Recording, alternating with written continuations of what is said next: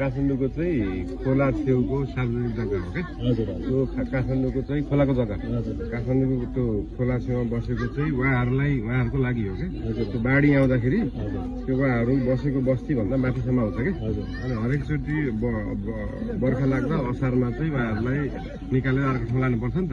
काठमाडौँमा गर्न खोजेको चाहिँ उहाँहरू जोखिममा बस्नु भएकोलाई सेफ ठाउँमा राख्नु पर्यो भनेको। तर त्यसो गलत नेगेटिभ चाहिँ डोजर जस्तो देखियो। खास चाहिँ मान्छेको ज्यान जोगाउनलाई हो खोला छेउबाट हटाउन खोजेको। खोला छेउ भन्दा बाहेक बिचको त भूमि आयोगबाट लगत सङ्कलन गरेर नेपाल सरकारले दिने हो कि जग्गा, नेपाल सरकारले दिनुपर्छ। त्यो स्थानीय सरकारको सिफारिसमा नेपाल सरकारले दिने हो कि। जस्तो यहाँको त रियल हो नि त, यहाँको त 40-50 वर्ष अगाडिदेखिको त रियल भयो। 48 सालदेखि 23वटा आयोग बन्यो, तर तपाईँहरू अझै पनि अहिलेसम्म लगत सङ्कलन भएको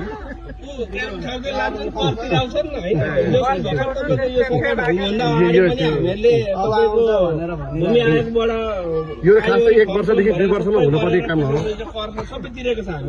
अस्ति मैले त्यहाँ भनेको थिएँ त, यो चाहिँ भूमि आयोगमा चाहिँ प्राय पार्टीको मान्छे टिका लाएर जाने, अनि त्यही आफ्नै पार्टीसँग नजिक भएकोले चाहिँ लाल पूर्जा भए पनि अर्को लाल पूर्जा पाउने भयो, अनि जिन्दगीमा लाल पूर्जा नभएकोले कहिले पनि नपाउने भयो क्या। त्यो सिस्टम चाहिँ सुधार्नु पर्यो भन्ने कुरा हो क्या।